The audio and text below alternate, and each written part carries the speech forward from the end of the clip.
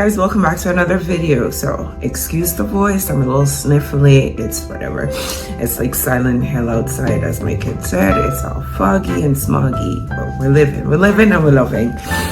So today I'm just sitting down. I have about 20 minutes before I run a class, and so I just wanted to just pop in, say hi, because I owe it to you guys, and I know that the rest of the month is gonna pick up. I've been working on the advent calendar, and we've been just making it so cute. My son's been turning it into a cute little house. I'll insert a picture here.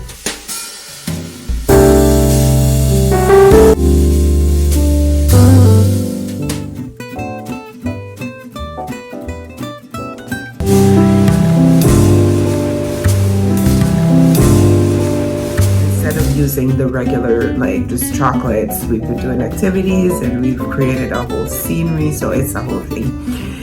Anyway, saying all that to say, I've been thinking about this lesson that I learned recently, something that someone said that stuck with me, and I've been mulling it over so much that I wanted to discuss it with you guys. It's the idea of fear being belligerent. I think Neville Goddard is who I heard it from. I was listening to one of those, lessons on life and the spiritual laws and all these things. And he mentioned that fear is belligerent. So belligerence is a hostile, kind of angry kind of resentment, right? And so it makes sense. But more than that, I think it is a certain petulance, a certain entitlement to things working out, or wanting to control things. And so therefore we feel like if we're not in control, then things are going to go badly or things are going to go awry. And for my entire life, I have been one of those people who had my butt really clenched. I wanted to be in control of everything, especially having to do with myself, I remember trying to be in control of my family and watching things fall apart and feeling like I was falling apart because I had no identity outside of being the controller of the family or the person who ran the family. So it's just been in the back of my mind. The more that I change, the more these lessons come to me, and I've just been thinking about it. Are we really thinking that we're humble when we're having fear, being pitiful in front of God, praying and crying and begging for things, having this lack mindset? Is it really something that is spitting into the face of God? And is this why a lot of the times the things that we pray for, we don't receive? Or I don't know about you, but there are some times that I'm trying to manifest things and I'm just like, why can't I get this part? Why can't I move the blockage? Why can't I attract different things? Why am I stuck in this place? And I believe that if you have fear, you are being belligerent, you are being resentful, you are being controlling. And I think it really just blocks your blessings. I'm thinking about what are the steps to, knowing, first of all, that you have this fear, and then overcoming this fear without having to, give up on yourself or go through a major change cycle or any of these things. Now, fear is rooted in a lot of our subconscious thoughts, in our beliefs and our conditioning, and just all the world view that we have. A lot of these things have been passed on to us by our parents, by our societies, by the culture, by whatever the way we were raised, right? And so a lot of the times we experience things and we created these fear responses, and based on these fear responses we tend to have actions or avoidance based on if we want to avoid the pain or if we're moving towards the pleasure. So how do we know what we're afraid of? Well, we have to become self-aware, right?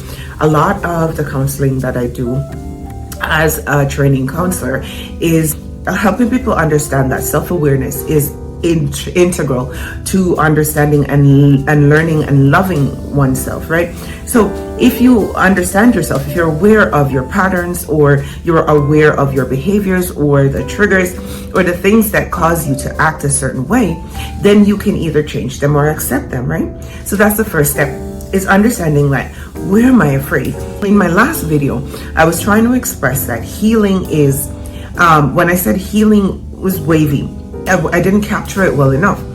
Healing is something that you don't just get a degree, you're healed, move on, that's done, right? There are situations that can come because it's so complex, the feelings and the hurts and the different things that we go through, because they're so complex, the unraveling the pain and the root causes can also be really complex. So we might have healed the surface, we might have healed the surface, but deeper down, like an iceberg, there are deeper feelings, unmet needs that we might have not ever addressed as yet, right? So we might have come up to a complex trigger that the surface things were like, yeah, we've got this, we got the degree, we got the t-shirt, we got the award. And then there's a complex trigger that has you thinking, well, if I'm healed, why am I reacting this way? Why did I say those things? Why did I allow these things, right? And so it's knowing, first of all, where you are in your journey and understanding that you're not going to heal overnight, right? These experiences took time. You practice these behaviors, you practice these beliefs, you practice these thoughts.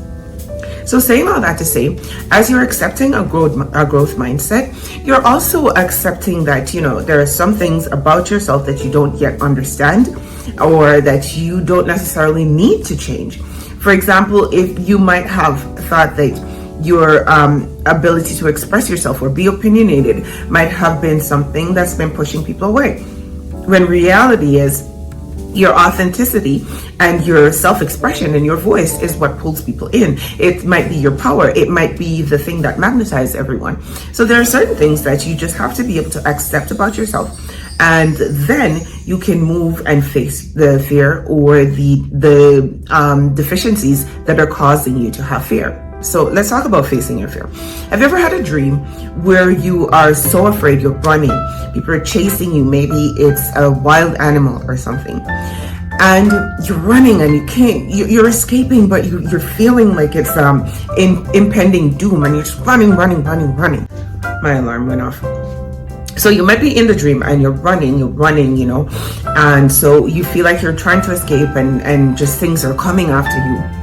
And have you ever in one of those dreams just stopped and just faced the thing? I remember having a dream that my son was in a trampoline in our backyard.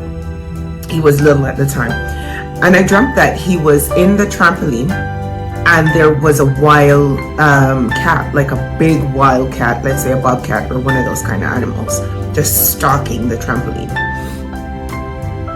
And in the dream, I was inside the house and I was looking through the glass door and I was telling him, zip up the trampoline, close it so the cat doesn't get to you and go in the middle. And I remember that the cat was just stalking the trampoline and I wanted to go outside, but I didn't have any weapons that could match the fear that I had. And this big black cat was just stalking the trampoline and my kid was just in the trampoline and the fear was overwhelming until finally, at one point, I opened the door because I thought, I opened the door because I thought, I gotta go get my kid. And when I opened the door and I walked out and I looked the cat right in the face, it became a tiny little cat right in front of my eyes. And I picked up my kid and I walked back inside. Fears are like that. If you can face them, it means you become more clear about what you want to change. You become clear about who you are and how you are behaving with this trigger or with this signal that's causing you frustration or pain or whatever the injustice is. So, some of the things that I've said. You want to be self-aware so that you can understand that you have fear. First of all, don't be egotistical. You have fear. And then if you have fear, a lot of it might be subconscious. And it might come out of the conditioning that you've been given so far. To be able to unravel that, you have to become self-aware. To become self-aware, you have to be able to look at yourself, your behavior, your patterns, and then see what you can change and what you can accept. Sorry, these allergies are getting to me.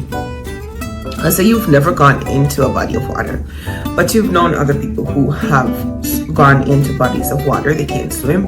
They've used floaties, they've used different devices, and they've gone and then they've gone home. So the evidence has shown that other people have done this and they've gone into the water and they have not drowned. Okay, So test this theory. Go into the water with someone and all the devices. Put on all the floaties, make it impossible for you to drown. See for yourself that if you go into the water, if you're prepared, and if you are, if you've got the devices that you need, then you can survive going into the water. And then you can look for further evidence. And just keep going until you decide, is this true or is this false? Maybe you went into the water and you started drowning and you're just dense and you just, your body just started sinking and you just cannot manage it and you're overwhelmed and you're fluttering and you got water into your throat and you had to go to the hospital, get your stomach pumped, all this other stuff. Then there's evidence. I'm too afraid to go into this water. I cannot manage this right now. Move on. Accept it. At this point, you're not ready to swim, or maybe you're not able to swim. Whatever it is, that's fine. Move on. And so that's how the acceptance comes in. So being self-aware, being self-accepting, and then moving on. This is okay. I'm not a swimmer. I'm not a boat person. It's cool. Don't be afraid to ask questions. And if that is your fear, then look it up. Ask Quora, ask different online forums, and do it anonymously, and then work on that. I am so sorry that this video has been so sniffly and so disjointed, but you get the idea. So with the mindset of, fear is belligerence, I have decided that I'm going to unravel and uncover all my fears and allow things to work in faith. I believe that my manifestations will be way better advanced and way improved if I can allow myself to walk in faith and not feel like I have to have control of everything. So I guess the final message is unclench your butt. It's going to be okay. And if you're still clenching a little bit, then work through it, release a little bit, allow the spinster to take a little breather, and then just clench back up. And over time, you'll get more and more relaxed, and you'll become someone who understands that it's not all up to you. It doesn't have to be on your shoulder, and you can relax and just, live. So that's the video today. I hope you guys enjoy the topic. I hope that you will communicate with me, talk to me, let me know what your thoughts are. I love these impromptu, non-scripted videos because that way it means inspired. It means I'm inspired, and I like to be able to be clear-headed and just talk to you guys. So as always, be good to yourself, be good to others, be the love that you want in the world, and be balanced and be happy and be peaceful and be blissful. Walk good.